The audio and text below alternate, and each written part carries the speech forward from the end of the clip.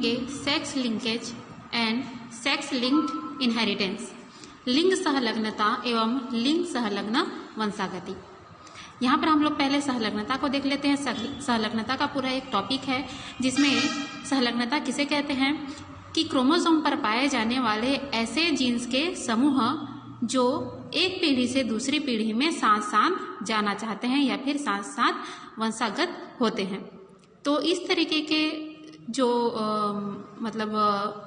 क्या बोलना चाहिए, इस तरह के व्यवहार को, जीन्स के व्यवहार को ही क्या बोला जाता है, सहलग्नता बोला जाता है।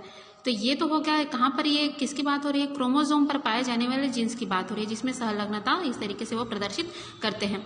लेकिन यहाँ पर अब हम लोग देखेंगे कि लिंग सहलग्नता बोल रहा है, ठीक है, यानी कि सेक्स क्रोमोसोम पर, ठीक है, लिंग गुणसूत्र पर पाए जाने वाले जीन्स की बात हो रही है जिसमें सहलग्नता प्रदर्शित होगा, ठीक है, एवं लिंग संलग्न वंशागति।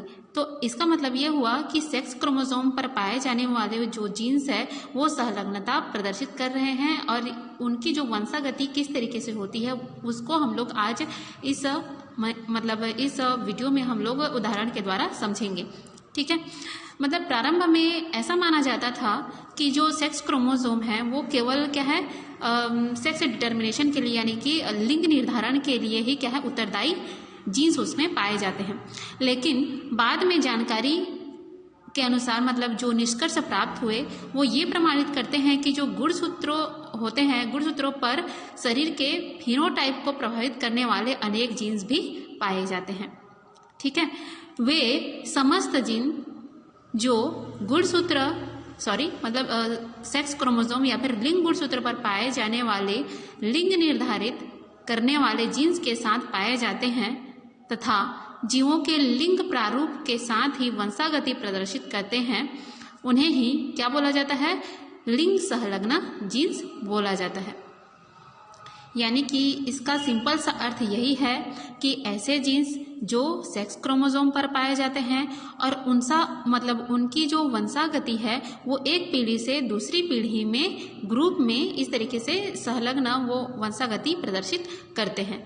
तो उन जीन्स को क्या बोला जाता है, सेक्स लिंक्ड जीन, क्योंकि वो सेक्स क्रोमोसोम के क्या है, के साथ लिंक है, संलग्न है, ठीक है। तो इस आधार पर हम लोग कुछ देख लेते हैं। यहाँ पर जो लिंग संलग्नता प्रदर्शित करने वाले लक्षणों के अलावा कुछ अन्य लक्षण भी जीवों में पाए जाते हैं जो लिंग से प्रभावित होते हैं। इनकी जानकारी आवश्यक है, ये निम्नानुसार होते हैं। इसका हम लोग पहला देख लेते हैं, सेक्स लिंक्ड ट्रेट। इसका ये पहला है, यानी कि लिंग संलग्न लक्षण। ये जीन्स जो होते हैं ये सेक्स क्रोमोसोम पर पाए जाते हैं तथा सेक्स क्रोमोसोम के साथ ही अलग अलग सेक्स वाले जीव में वंशागति प्रदर्शित करते हैं। एग्जाम्पल के लिए आप लोग ले सकते हैं ड्रोसोफिला में आँख के रंग, ठीक है, उनका जो आई का कलर होता है उसका ये एग्जाम्पल है। साथ ही साथ जो मनुष्य में हीमोफीलिया है, वर्णांधता है, ये भी इसी के ही एग्जाम्पल हैं। किसके, सेक्स लिंक्ड ट्रेट के, लिंग संलग्न लक्षण जो कि किसमें पाए जा रहे हैं, सेक्स क्रोमोसोम में पाए जाते हैं। नेक्स्ट है इसमें सेक्स लिमिटेड ट्रेट। ये ऐसे लक्षण को निर्धारित करने वाले जीन्स होते हैं जो दोनों लिंग पर पाए जाते हैं, यानी कि मेल और फीमेल दोनों में पाए जाते हैं, दोनों में प्रेजेंट रहेंगे। लेकिन आवश्यकता अनुसार किसी एक लिंग में इसकी क्या होती है, मतलब अभिव्यक्ति होती है, एक ही में उसका जो कैरेक्टर है या फिर जो उसका डेवलपमेंट है वो एक ही लिंग में होता है। एग्जाम्पल के लिए मनुष्य एवं अन्य स्तनधारियों में क्या होता है, मादा द्वारा दूध का सिक्रेशन होना, ठीक है। ये मेल में क्या होता है, मतलब उतना उसका डेवलपमेंट नहीं हो पाता है, केवल फीमेल में ही होता है, ठीक है। नेक्स्ट है सेक्स इन्फ्लुएंस्ड ट्रेट, यानी कि लिंग प्रभावित लक्षण। ये लक्षण वास्तव में जीन्स द्वारा प्रभावित नहीं होते हैं बल्कि ये क्या है, हार्मोन्स द्वारा नियंत्रित होते हैं। महिलाएं, एग्जाम्पल में आप लोग ले सकते हो, महिलाओं में जो पतली आवाज़ होती है उनकी, पुरुषों में दाढ़ी मूंछ का होना, गंजापन आदि जो ये लक्षण होते हैं ये सेक्स इन्फ्लुएंस ट्रेट के कारण ही होते हैं, ठीक है। हम लिंग संलग्न वंशागति के कुछ लक्षण देख लेते हैं। इसमें फर्स्ट दिया हुआ है, पिता द्वारा लिंग संलग्न लक्षण पुत्र में कभी नहीं जाते। ठीक है, ध्यान दीजिए यहाँ पर थोड़ा सा, पिता द्वारा लिंग संलग्न लक्षण पुत्र में मतलब कभी नहीं जाते हैं, किसको छोड़कर? होलेंड्रिक जीन्स को छोड़कर, जबकि पुत्री में पिता के ये जीन्स एक्स गुणसूत्र के माध्यम से जाते हैं। ठीक है, यहाँ पर जो होलेंड्रिक जीन्स होता है ये TDF जीन्स को बोला जा रहा है, जो कि किसमें पाया जाता है? Y क्रोमोसोम पर ये पाया जाता है। मेल का क्या होता है? X और Y होता है। ठीक है, और जो अभी हम लोग इसके एग्जाम्पल देखेंगे, जैसे हीमोफीलिया हो गया, कलर ब्लाइंडनेस हो गया। ठीक है, तो ये जो बीमारियां हैं, इन बीमारियों के जो जीन्स होते हैं वो केवल X क्रोमोसोम पर ही पाए जाते हैं, ना कि Y क्रोमोसोम पर। Y क्रोमोसोम पर क्या पाया जाता है? TDF यानी कि टेस्टिस डिटरमिनिंग फैक्टर। ठीक है, जो कि मेल होने के लिए क्या होता है? ये रिस्पॉन्सिबल होता है।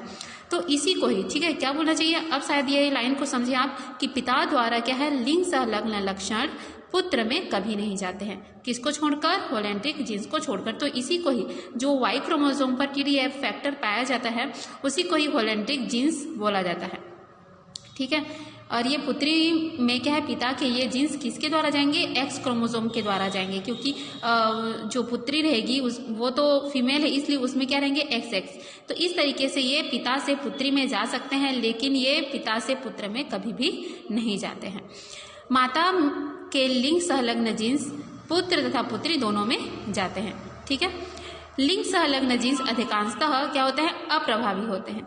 ठीक है, जो जैसे हम लोग हीमोफीलिया देखेंगे तो उसको स्मॉल h से दर्शाया जाता है। तो जब ये क्या है इस कंडीशन में रहते हैं तो ये कभी भी, आप लोग जानते हैं कि अप्रभावी लक्षण जब क्या है किस कंडीशन में रहेंगे? होमोजाइगस कंडीशन में होते हैं, तभी जाकर ये प्रभावी होते हैं। ठीक है, अधिकांशतः क्या होते हैं? अप्रभावी होते हैं। ये वाला कंडीशन नर में X क्रोमोसोम के एकल रूप में पाए जाने के कारण सभी प्रभावी अथवा अप्रभावी सेक्स लिंकेज जीन्स द्वारा नियंत्रित लक्षण अभिव्यक्त होते हैं। ठीक है, यानी कि यहाँ पर मान लीजिए X और Y है मेल का। ठीक है, और इसके सिर्फ क्या है मतलब X में ये हीमोफीलिया पाया जा रहा है, तो इस कंडीशन में क्या होगा? ये मेल हीमोफीलिक होगा। ठीक है, हीमोफीलिक होगा, जबकि मादा में 2 गुणसूत्र की उपस्थिति होने से अप्रभावित जीन्स हेट्रोजाइगस अवस्था में अभिव्यक्त नहीं हो पाते। जो हमने मेंडल में पढ़ा हुआ था सेम वैसा ही है। ठीक है, कि जब वो क्या है होमोजाइगस कंडीशन में रहेंगे तभी लक्षण प्रदर्शित होंगे, हेट्रोजाइगस में वो नहीं होते हैं। आप लोग देख सकते हैं यहाँ पर ये XX है, मान लीजिए इसके फीमेल के एक X क्रोमोसोम पर क्या है हीमोफीलिया के जो जीन्स है वो प्रेजेंट है, तो इस कंडीशन में वो हीमोफीलिक नहीं होगी, क्योंकि इसमें 2 X है, यहाँ पर एक ही X है, इसलिए जो मेल होता है ये क्या है? हीमोफीलिक होता है। ठीक है, इसी कंडीशन में ही ये हीमोफीलिक होगा, लेकिन यहाँ पर 2 X होने की वजह से क्या होता है? इसमें दोनों में जब होंगे होमोजाइगस कंडीशन में तभी जाकर ये फीमेल हीमोफीलिक होगी। इस कंडीशन में क्या होती है? ये कैरियर होती है, वाहक होती है, यानी कि इसमें वह क्षमता होती है कि यह इस बीमारी को एक पीढ़ी से दूसरी पीढ़ी में ले जा सके। ठीक है, प्रभावी लिंग संलग्न जीन्स नर तथा मादा दोनों में समान रूप से अभिव्यक्त होते हैं। जीन्स के अप्रभावी होने की स्थिति में मादा में यदि हेट्रोजाइगस स्थिति हो तो वह क्या कहलाती है? कैरियर कहलाती है, जैसा अभी मैंने पहले बताया, अथवा वाहक के समान कार्य करती है, अर्थात ये जीन्स अगली पीढ़ी में पुत्र में अभिव्यक्त होते हैं। अब हम मनुष्य में लिंग संलग्न वंशागति के उदाहरण देख लेते हैं, जिसमें हमने 2 देखना है, हीमोफीलिया और एक है कलर ब्लाइंडनेस, वर्णांधता। ठीक है, तो सबसे पहले हम लोग हीमोफीलिया को देख लेते हैं। हीमोफीलिया जो डिसीज है ये क्या डिसीज है इसके बारे में भी हम लोग थोड़ा देखेंगे। यह मनुष्य में पाए जाने वाला वह खतरनाक रोग है, मतलब एक बहुत ही क्या है जानलेवा बीमारी होता है, क्योंकि इसमें रोगी के रक्त में क्या है जमने की जो क्षमता होती वह नहीं होती, अतः शरीर में कहीं भी चोट लगने के कारण रक्त निकलने की क्रिया नहीं रुकती तथा शरीर का संपूर्ण रक्त बाहर निकल जाता है। इस कारण से इस रोग को क्या है ब्लीडर्स डिसीज भी कहा जाता है। ये रोग 2 टाइप के होते हैं। फर्स्ट क्या दिया है हीमोफीलिया ए, जो कि किसके कारण होता है, यह एंटी हीमोफिलिक ग्लोबुलिन की कमी के कारण होता है। हीमोफीलिया बी, यह जो ब्लड प्लाज्मा है उसमें थ्रोम्बोप्लास्टिन की कमी के कारण होता है। अब थ्रोम्बोप्लास्टिन की कमी हो जाता है जिससे क्या होता है कि रक्त का जो थक्का होता है वो नहीं जम पाता, जिससे रक्त लगातार बहने लगता है। तो ये तो दोनों टाइप हो गए। अब देख लेते हैं हम लोग इसका कि किस तरीके से ये होता है। हीमोफीलिया पैदा करने वाले जीन अप्रभावी होते हैं। इसे क्या है, स्मॉल एच से दर्शाया जाता है, जो मनुष्य के एक्स क्रोमोसोम पर पाया जाता है। देखिए हमेशा एक्स क्रोमोसोम याद रखना, चाहे वो मेल का हो कि फीमेल का हो, वो केवल एक्स क्रोमोसोम पर ही पाया जाएगा, ना कि वाई क्रोमोसोम पर। ठीक है। सामान्य allele H, wild type allele H की उपस्थिति में यह अपना असर नहीं दिखा पाता। ठीक है, यानी कि ये क्या है, मतलब ये जैसे हम लोग क्या देखते हैं, एक रहेगा कैपिटल एच और इस तरीके से ये हीमोफीलिया के जीन से इस तरीके से। ठीक है, तो ये क्या होता है, रिसेसिव होता है और इसी अवस्था में ही अपना लक्षण ये दिखाता है। ठीक है, तो ये तो हो गया कब ये लक्षण दिखाएगा, इस तरीके से है। आप लोग ये कंडीशन को देखिए, कंडीशन को देखेंगे तो ये खुद ब खुद आपको समझ में आ जाएगा। ठीक है, तो चलिए यहाँ पर पहला कंडीशन क्या दिया हुआ है, सामान्य पुरुष तथा वाहक स्त्री। ठीक है, यहाँ पर मेल क्या है, नॉर्मल है, और जो फीमेल है वो वाहक है, द्वारा उत्पन्न संतानों में हीमोफीलिया की वंशागति किस तरीके से होती है ये हमें देखना है। देखिए तो यहाँ पर क्या है, वाहक स्त्री है, देख सकते हैं आप लोग इस कंडीशन में, और ये नॉर्मल मैन है। तो जब दोनों के बीच होता है तो देखिए यहाँ पर गैमीट का, ठीक है, गैमीट का फॉर्मेशन हुआ इस तरीके से। तो जब ये फ्यूजन हुआ तो आप लोग देख सकते हैं कि जो जनरेशन 1 है, यहाँ पर जो डॉटर है इसमें नॉर्मल है, फर्स्ट डॉटर क्या है, नॉर्मल है, सेकंड डॉटर क्या है, कैरियर है। आप लोग देख सकते हैं अगर इसमें दोनों एक्स में क्या रहते, हीमोफीलिया के जो जीन है यानी कि स्मॉल एच पाए जाते, तो उस कंडीशन में ये डॉटर क्या होती, हीमोफीलिक होती। ठीक है, अब नेक्स्ट हम लोग देखते हैं, ये क्या है, एक्स और वाई, यानी कि ये क्या है, हीमोफीलिक नहीं है, ये मेल नॉर्मल है। ठीक है, अगला हम लोग देखते हैं कि यहाँ पर आप लोग देख सकते हो कि एक ये मेल है, इसके एक एक्स पर क्या पाया जा रहा है, एक्स और वाई है, और इसमें एक ही एक्स है। मैंने पहले ही बताया था कि मेल में अगर जो एक्स पाया जाता है उसमें हीमोफीलिया के जीन पाए जाते हैं तो वो क्या होता है, हीमोफीलिक होता है, यानी कि इसको हीमोफीलिया डिसीज होगा। ठीक है, इस तरीके से रिजल्ट में हम लोग क्या देखते हैं कि 50% डॉटर क्या है, नॉर्मल है, 50% डॉटर क्या है, कैरियर है, 50% नॉर्मल सन है, और 50% जो सन है वो क्या है, हीमोफीलिक है। तो इस तरीके से ये जब क्रॉस कराया जाता है तो ये बहुत ही इजी सा है, बस आपको थोड़ा सा ये समझना है कि किस तरीके से ये होगा। ठीक है, कंडीशन हम देखते हैं, सामान्य स्त्री तथा हीमोफीलिक पुरुष द्वारा उत्पन्न संतानों में हीमोफीलिया की वंशागति। फिर से देखते हैं हम लोग, यहाँ पर जो फीमेल है वो क्या है, नॉर्मल है, और मेल क्या है, हीमोफीलिक मेल है।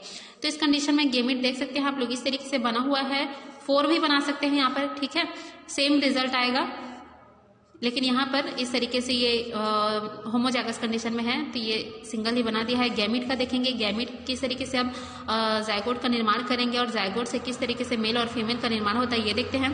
तो आप देखते हैं कि जो जनरेशन 1 है वहाँ पर डॉटर, ठीक है, 50% जो डॉटर है वो कैरियर होते हैं। ठीक है, 50% डॉटर क्या होंगे, कैरियर होंगे, और 50% जो सन होंगे वो क्या रहेंगे, नॉर्मल रहेंगे। कंडीशन आपको देखना है, कंडीशन इस तरीके से, कंडीशन कभी भी एग्जाम में पूछ सकता है या फिर अपना खुद से बना के कोई भी कंडीशन दे सकता है कि अगर आप मतलब इस तरीके से फीमेल और मेल का क्रॉस कराते हैं तो उनमें हीमोफीलिया की वंशागति क्या होगी।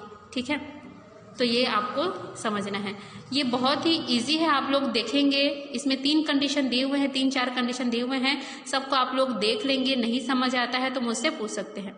ठीक है, बहुत ही इजी से दिया हुआ है। अब हम लोग अगला देखते हैं, वर्णांधता, कलर ब्लाइंडनेस। सेम वो भी ऐसा ही है, बस उसका हम लोग देखते हैं कि कलर जो ब्लाइंडनेस होती है वो कैसा डिसीज है, उसके बारे में भी हम लोग थोड़ा देख लेते हैं।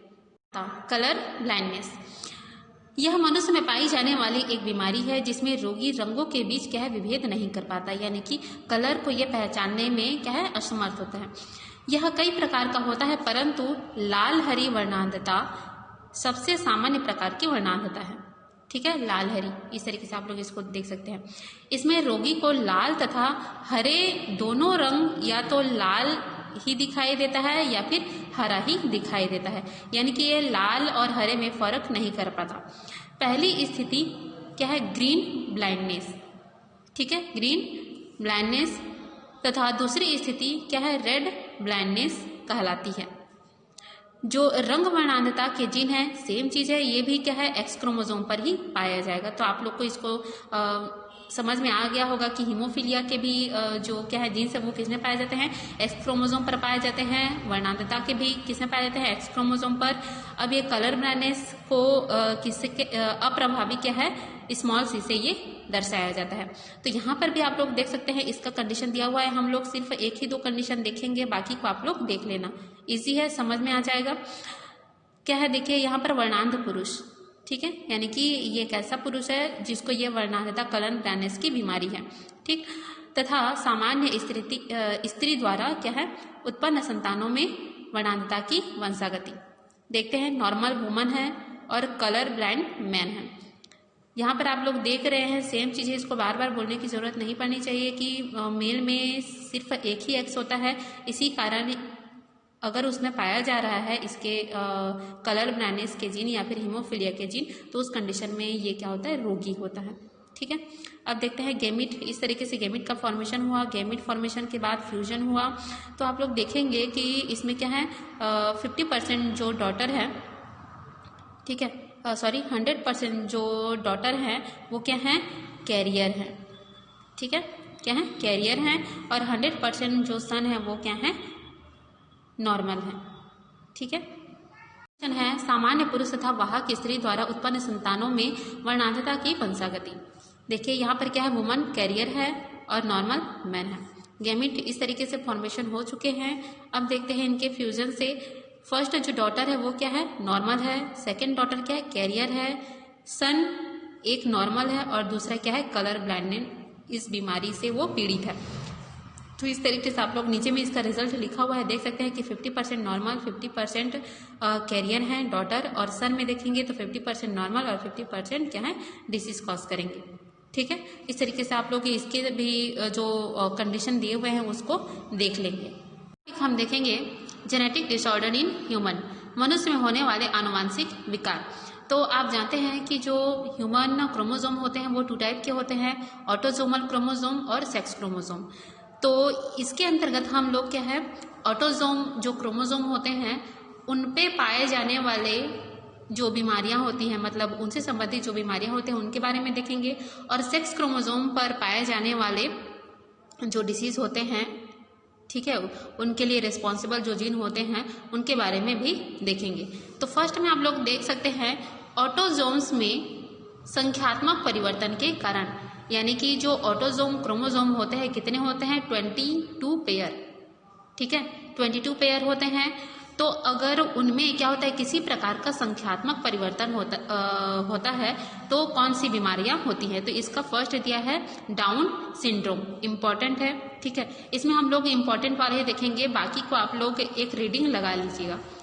अगला दिया है सेक्स क्रोमोसोम में संख्यात्मक परिवर्तन के कारण, संख्यात्मक लिख दे रहे हैं यानी कि उनकी संख्या में परिवर्तन होगा।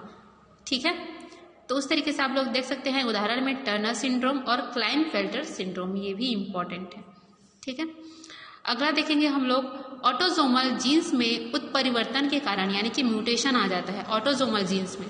ठीक है, ऑटोसोमल जो क्रोमोसोम होते हैं उनमें पाए जाने वाले जो जीन्स होते हैं उनमें अचानक क्या आ जाता है, म्यूटेशन आ जाता है, जिसके कारण देखिए इस तरीके से एल्केप्टोन्यूरिया, फिनाइलकीटोन्यूरिया, एल्बिनिज्म, थैलेसीमिया, टे-सेक्स रोग, सिकल सेल एनीमिया, इस तरीके से रोग होते हैं।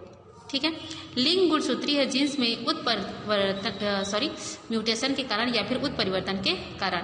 इसमें हम लोग देख चुके हैं हीमोफीलिया और वर्णांधता। ठीक है, तो इसको और पढ़ने की जरूरत नहीं है। जीन उत्पादों के बीच असामंजस्यता के कारण, जैसे कि क्या है, RH कारक, ठीक है, इनकम्पेटिबिलिटी, रक्त समूह की वंशागति, इन सब के बारे में देखेंगे। गुणसूत्र की संरचना में परिवर्तन के कारण, इसका एग्जाम्पल दिया हुआ है क्राई टू चैट, इस तरीके से ये देख सकते हैं आप लोग, ल्यूकेमिया, ठीक है। तो चलिए स्टार्ट करते हैं इसको भी। फर्स्ट में हम लोग देखेंगे डाउन सिंड्रोम, जिसमें क्या है, ये संख्यात्मक परिवर्तन के कारण होने वाला डिसीज है। डाउन सिंड्रोम की खोज सर्वप्रथम कहती है लैंगडन डाउन द्वारा 1866 में की गई थी, परंतु 1959 ईस्वी में लेज्यून एवं उनके सहयोगियों ने यह स्थापित किया कि सिंड्रोम गुणसूत्रीय गड़बड़ी मुख्यतः 21वें क्रोमोसोम में एक अतिरिक्त गुणसूत्र बढ़ने या ट्राइसोमी के कारण उत्पन्न होते हैं, ठीक है। इस सिंड्रोम को मंगोलिज्म भी कहा जाता है। देखिए यहाँ पर 2n+1 = 47, ठीक है। टोटल कितने होते हैं, 46 होते हैं, ठीक है। लेकिन यहाँ पर क्या बोलना चाहिए, जो ऑटोसोम होते हैं ये 22 होते हैं +1, इस तरीके से ये पेयर में है, ठीक है।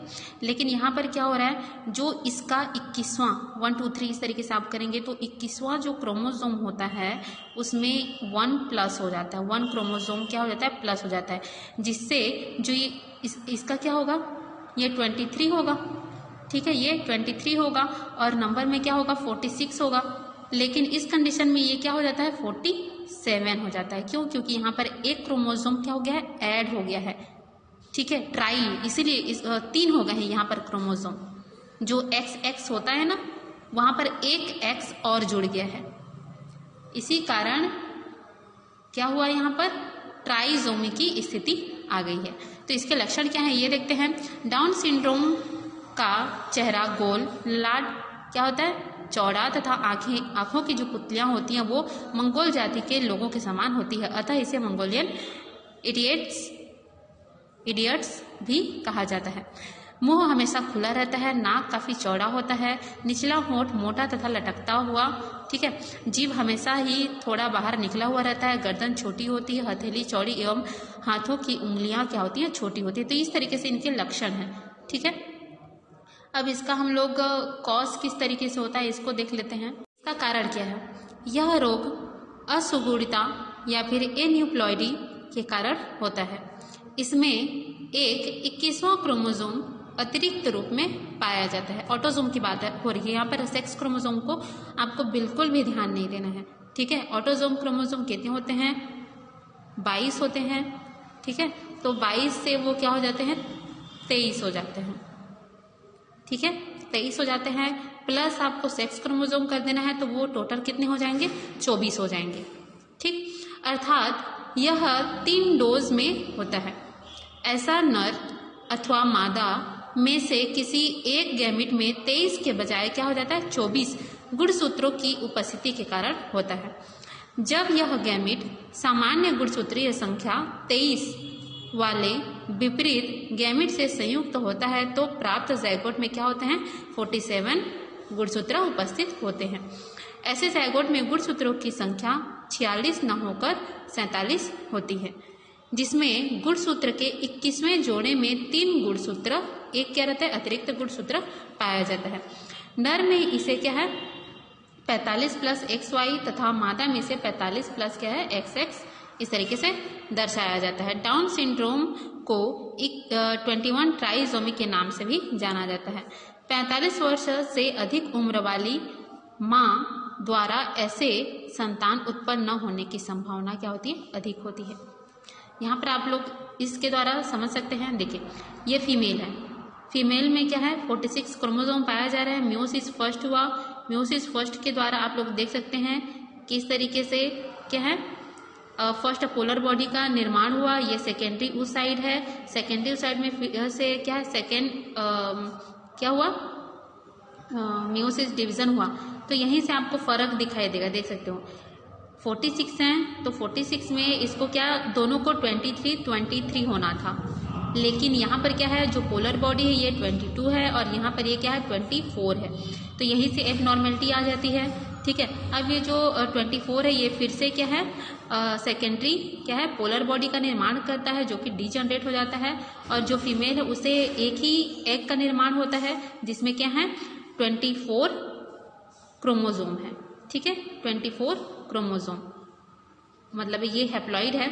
उसी तरीके से इसको क्या होना था 23 होना था नॉर्मल में, लेकिन ये क्या है एबनॉर्मल है, इसी कारण ये क्या है 24 इसमें पाया जा रहा है। तो जब ऐसे एग का किसी नॉर्मल स्पर्म जिसमें क्या है 23 हैप्लॉइड जो गैमेट है इसके साथ फ्यूजन होता है तो उससे कैसा जाइगोट निर्माण होता है 47, जिसमें गुणसूत्रों की संख्या क्या है 47 है, 46 ना होकर 47 है, जिसमें जो 21वें नंबर का क्रोमोसोम है उसमें उसकी संख्या क्या है 3 है। ठीक है, तो ये होता है down syndrome. Familial down syndrome, ये सिंड्रोम परिवार में सामान्य रूप से रहते हैं, अतः इनका नाम ऐसा रखा गया है। इसमें गुणसूत्रों की संख्या 46 ही होती है, परंतु इनके 14वें गुणसूत्र पर 18वें गुणसूत्र का एक बड़ा खंड क्या होता है ट्रांसलोकेशन द्वारा जुड़ जाता है, अतः इनमें डाउन सिंड्रोम वाले अनेक लक्षण पाए जाते हैं। तो देखते हैं हम लोग इसमें किस तरीके से दिया हुआ है। एडवर्ड सिंड्रोम, इसे 18 एकाधिसूत्रता या फिर 18 ट्राइसोमी भी कहा जाता है। ठीक है, ये सेम चीज है, जैसे इसको 21 ट्राइसोमी बोला जा रहा है टर्नर सिंड्रोम को, उसी तरीके से एडवर्ड सिंड्रोम क्या है, इसको कैसे याद करना है आप लोग को 18 ट्राइसोमी, यानी कि जो ऑटोजोम क्रोमोजोम होते हैं उसके 18वें नंबर के क्रोमोजोम में एक का क्रोमोजोम क्या हो जाता है बढ़ जाता है। ठीक है, तो इसमें भी गुणसूत्रों की संख्या क्या हो जाएगी 46 ना होकर 47 हो जाएगी, सेम चीज है। ठीक है, अगला क्या दिया है पटाऊ सिंड्रोम। पटाऊ सिंड्रोम में क्या होता है, इसको 13 ट्राइसोमी कहलाता है, यानी कि ये 13वें नंबर के जो क्रोमोजोम होते हैं ऑटोजोम जो क्रोमोजोम है उसमें एक क्रोमोजोम की अधिकता हो जाती है। ठीक है, इस कारण से इस तरीके से आपको ये इजी रहेगा इसको याद करने में। अगला हम लोग देखेंगे लिंग गुणसूत्रों में। पहले हम लोग क्या देखे ऑटोजोम क्रोमोजोम में क्या है संख्यात्मक परिवर्तन के कारण होने वाले आनुवंशिक विकार, उसी तरीके से अब सेक्स क्रोमोजोम में संख्यात्मक परिवर्तन के कारण होने वाले आनुवंशिक विकारों के बारे में देखेंगे। तो इसमें क्या दिया है टर्नर सिंड्रोम। ठीक है, टर्नर सिंड्रोम में इसकी खोज प्रसिद्ध American endocrinologist doctor Henry H Turner द्वारा की गई। यह लिंग गुणसूत्रों में उत्पन्न होने वाला एन्यूप्लॉइडी टाइप का क्या है, जिसको किस तरीके से दर्शाया जाता है 2n-1, यानी कि इसमें इसमें कितना नॉर्मल क्या होता है 46 होता है, लेकिन आप लोग देख सकते हैं 2n-1 लिखा है, यानी कि इसमें क्या हो जाएगा 45 हो जाएगा। देख सकते हैं आप लोग 45 लिखा हुआ है। ठीक है, इसको इस तरीके से भी दर्शाया जाता है 44 + XO। ठीक है, के कारण होता है। यह स्थिति नर में नहीं बल्कि केवल महिलाओं में उत्पन्न होती है, ये भी याद रहे। ठीक है, केवल महिलाओं में। इनमें XX गुणसूत्र जोड़ी के स्थान पर केवल एक ही X गुणसूत्र पाया जाता है, अतः इन्हें क्रोमोसोमल मेकअप को 2A + XO अथवा 44 + क्या है XO के द्वारा दर्शाया जाता है। तो इस तरीके जो महिला होती है वो क्या होती है बंध्य होती है, स्टेराइल होती है, यानी कि उसमें प्रजनन की क्षमता नहीं होती है। ठीक है, टर्नर सिंड्रोम किसमें होता है केवल महिलाओं में होता है, जिसमें जो सेक्स क्रोमोसोम कैसे होते हैं XX होते हैं, एक X इसमें अनुपस्थित होता है और उसकी अनुपस्थिति को क्रोमोसोमल मेकअप के द्वारा किस O से इस तरीके से दर्शाया जाता है। ठीक है, इसके लक्षण दिए हुए हैं कि टर्नर सिंड्रोम में अंडाशय क्या होता है अल्पविकसित होता है, जिसके वजह से ये क्या है इसमें गर्भधारण की क्षमता नहीं पाई जाती। ठीक है, स्टेराइल होती है।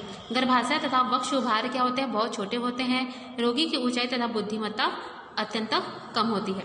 यहाँ पर इसको रे डायग्राम के द्वारा भी दर्शाया गया है। आप लोग देख सकते हैं कि फीमेल में जब क्या होता है मियोसिस फर्स्ट होता है, तो मियोसिस फर्स्ट के द्वारा क्या है इस तरीके से फर्स्ट पोलर बॉडी और इस तरीके से सेकेंडरी ओसाइट का निर्माण होता है।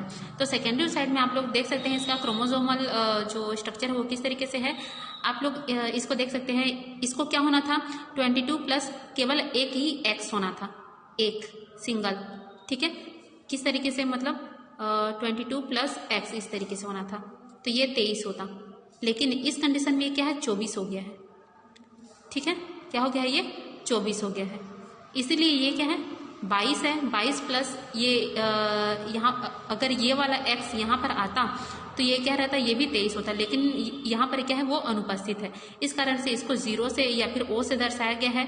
तो अब इसमें जब क्या होता है म्यूसी सेकेंड होता है तो इसी तरीके के ही क्या है सेकेंडरी पोलर बॉडी और एक का फर्टाइल एग का फॉर्मेशन होता है, जिसमें ये क्या है विदाउट एक्स क्रोमोजोम, इसमें एक्स क्रोमोजोम नहीं है।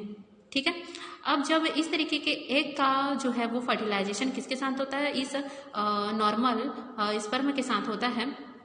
तो इस कंडीशन में जो जायगोट बनता है वो क्या है 44 प्लस एक्स ओ, यहाँ से एक्स, ठीक है, यहाँ से एक्स और यहाँ से ओ। तो इस कंडीशन में हम देखेंगे कि डेवलप इनटू टर्नर सिंड्रोम, इस तरीके का जो क्या बोलना चाहिए पर्सन होगा वो टर्नर सिंड्रोम से पीड़ित होगा।